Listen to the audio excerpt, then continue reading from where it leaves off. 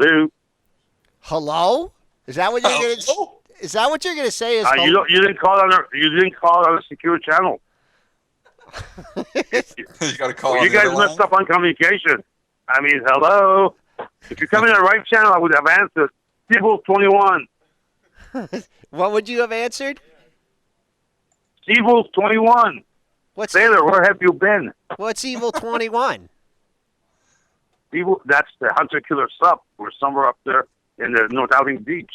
North Atlantic Deeps.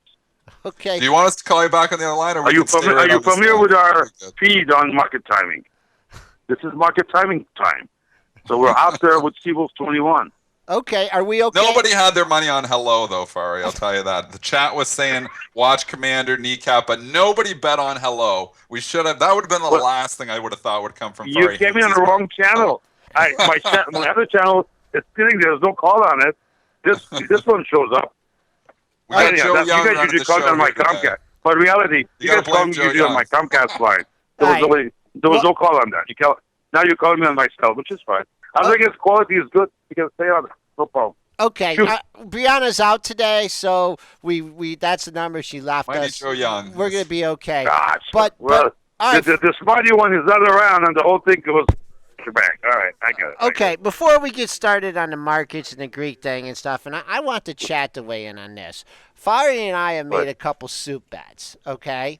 He won the first one, and I sent him, if anybody's from Chicago is familiar. There he goes again. What? Just wait a second. Let me finish. Dennis, what did you put in his coffee again? There he goes again. I sent him she crab soup from Shaw's in Chicago. It's probably the best. Excellent place. Best of okay. I What, he went sent you a back. can of Campbell's? I don't I even. would have sent you a it can was, of Campbell's he soup. sent me stuff in There you go. There you go. That's what I cardboard did to him. boxes. Except mine's a little bit above Campbell. It was from the Mariano's. It's a little bit fresher than It Campbell's. was in cardboard boxes, Fari. I don't eat soup out of You know cardboard. are you environmentally friendly or not? Which generation do you belong? You gotta become hip.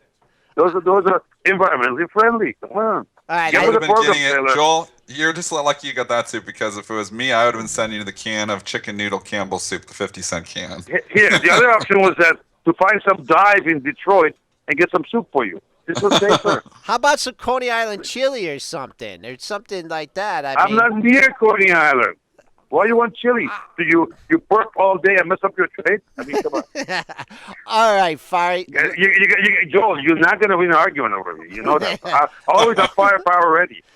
All right. Now, the other thing was that this is the thing, had you had that iPhone of yours, that little toy of yours, on, and you were playing the music, my FATs who were circling would have picked up which window you're near and would send you a 500, canister of soup for you. But you didn't turn it on, and they had to come back to base. Remember, fuel is not cheap. All right, Fari. Let's get to this yo-yo market in the S&P 5. I know you like to trade the Yes, sir. SPOOs. I know you like to trade the other time frame. I Right. have been a little bit. I just kind of feel like I've been playing with fire with these overnight SPOO and spider positions. I hear you. And just the risk just doesn't, Headline risk. May I ask you what kind of a hold you have usually? I do have an iPhone that I No, not phone. Hold.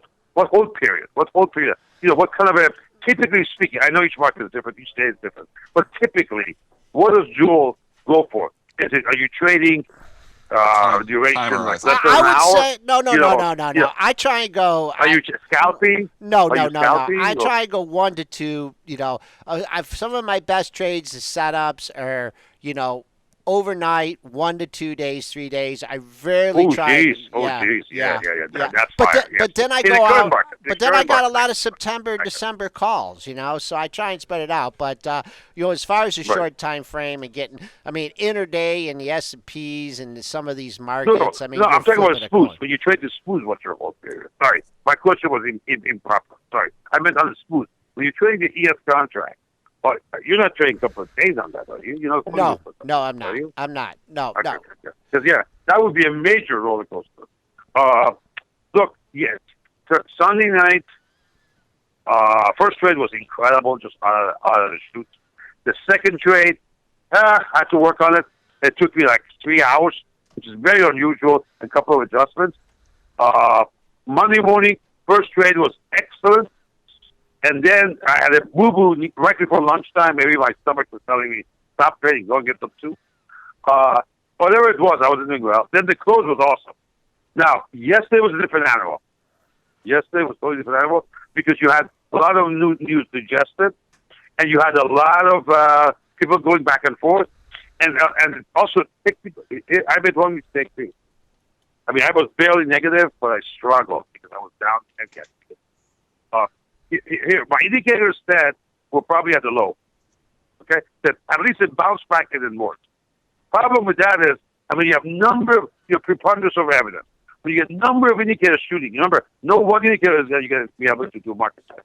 There's a bunch of them. And over the years, I've noticed that. And they have to be non-correlated. They can't be all over the same thing. They can't be, for example, all momentum indicators. Because they're all going to pretty much show the same thing. Hold on, let me bring this down. Sleeping. So, it's watching the future one. With sound, that's the problem. Here's the issue. I had like 4 indicators out of 8 saying, hey, this is a low. You get so convinced it's a low, you come in next day, which was yesterday, in your brain, okay? And every other trade, you think about what you did last time on research. And you say, this got to go up. So I start fighting it. And at the beginning, it was a top. And then I said, hey, let's put a hedge on. Unfortunately, yesterday, the hedge ratio was not the best. It would go in and out. We measure that in real time. What kind of hedge ratio you have and how good, not just what's the ratio you're using, but how good that ratio is going to be. Because when you trade size, believe me, these matter. Unfortunately, yesterday was one of the toughest NQ versus EF. But I don't see any other assets to hedge it with. EF is disaster. EF trades like you're having cardiac arrest every other minute. So the liquidity is too little. There's not liquidity there to put enough hedge on against your EF. So, yes, there was a struggle. I came back, but my last trade was another boo-boo. Momentarily I came to greed, went back to it. Now, size-wise, I trade very small size yesterday. Monday, especially Sunday night, full throttle afterburners. Because, as the news breaks, you have so much momentum. Experience that taught you. Remember, nothing is like experience, fluctuation. The experience that taught you what you need to do. There's no time to think. You just have to, get your mind together, focus, and hit. And that was full afterburners, pull up and let's go. And the downside, of course, as you know, escalator versus elevator. Downside is almost 3 times faster. Why? Because majority is long. Always think about, color of the money. Remember the movie Color of the Money? Watch the money. Who's at biggest risk? Market will hunt down who's at bigger risk. If in that trade, if we've been long this long, there's all these 6 months and years, the majority is staying there long. And you get a 300-point drop, that's a totally shock. You have no idea what's going on. This is the time you got to gun it and stay short and heavy. But you have to be very fast because the drop, the slope is so much faster. And some of it is math and physics. Just look at it. Your measurements are showing you, what kind of a trade you have to take, and you stay with it. And then the moment you're off, okay, let's say you get a higher low, okay, at higher high, that's it. That's the time to get out. Don't sit there and pray. Wait for another setup. So what are you looking at today, Fari? We're trading up 16.25 points, $6 off the pre-market high. Obviously, grease element out there. Are you looking at Sigma channels? I mean, gosh, it's just expected to give it all back like we did yesterday. I think one thing I'm going to kind of keep in the back of my mind today, number one is beginning of the new quarter, and number two, you got that enjoyment number tomorrow, so that's going to take a little focus off grease, at least off the open. So give us some early levels to look at in the S&Ps, currently trading up to 2071. Couple issues. First of all, Ethan does a blog post for us now, and we use hashtag pre-market. You guys, real people, can see it on the feed. You can see that he does one on CL and on EF. He's got that. I haven't reviewed yet because, as I said, I just got here with my cough. But here's what I'm looking at the speed right now. And seasonality. Okay, I will study that after this part. After we're done with the webinar, this discussion, we'll have a half hour to series for the market open. First of all, seasonality. Going to 4th of July, up seasonality. 1. 2, we're beaten up down heavy on Monday. Yesterday was kind of a doji. Yeah, and we're up right now.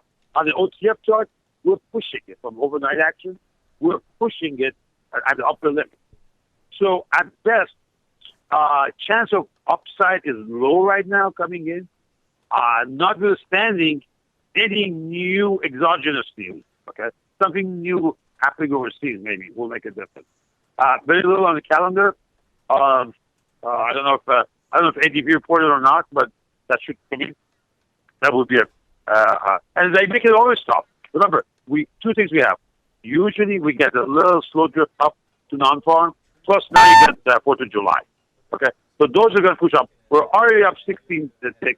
We're at the limit of OTF trust. We've hit the OTF level, peak twice now since last night. Okay, and now we're drifting back. Maybe there'll be a little push down. I doubt it because they kind of keep it in the seasonality and the bias into the non-farm.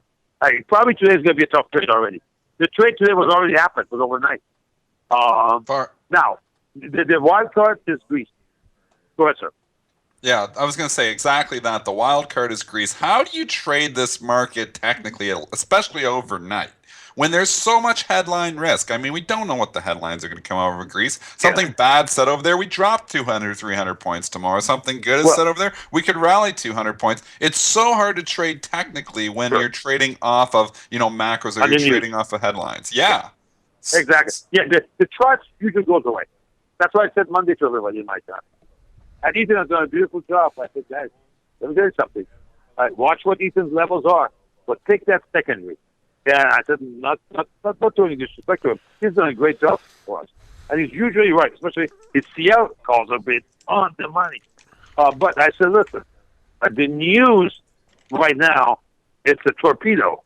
And charts are like you're in a little paddle boat. You're not going to survive. The news is going to just take over and go.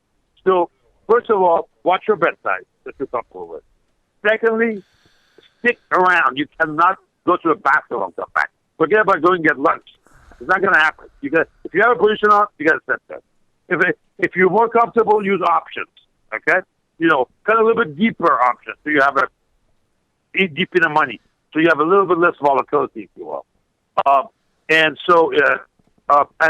be ready if there is any doubt. Either hedge or go flat until dust settles out.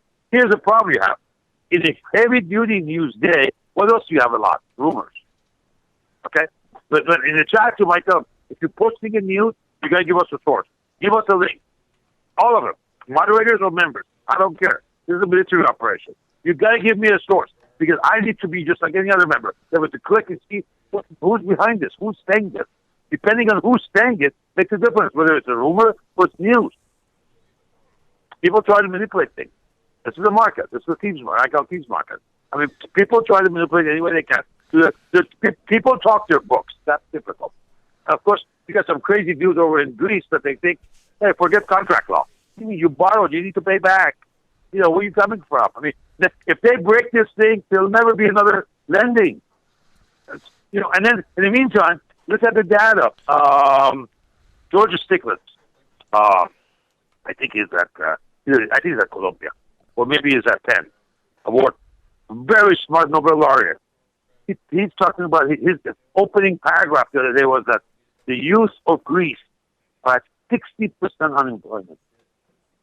Okay, imagine what this thing does to the next generation.